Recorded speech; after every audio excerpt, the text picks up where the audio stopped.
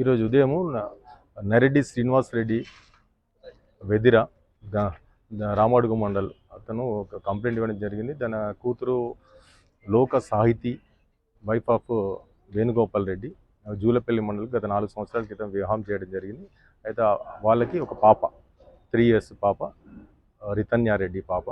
అయితే వాళ్ళ అమ్మాయి మానసికంగా కొద్ది రోజుల నుంచి ఇబ్బంది పడుతుందని చెప్పి లోన్లీగా భయంగా ఫీల్ అవుతూ నిన్న సాయంత్రం ఆమె తన పాపకి ఉరేసి తను కూడా హ్యాంగింగ్ చేసుకొని చనిపోయిందని చెప్పి మాకు ఫిర్యాదు ఇవ్వడం జరిగింది. దానిపైన క్రైమ్ నంబర్ 168/25లో 103 Class 1 తర్వాత 194 BNSలో కేసు నమోదు చేయడం జరిగింది. దానిపైన విచారణ అనేది చేస్తున్నాం.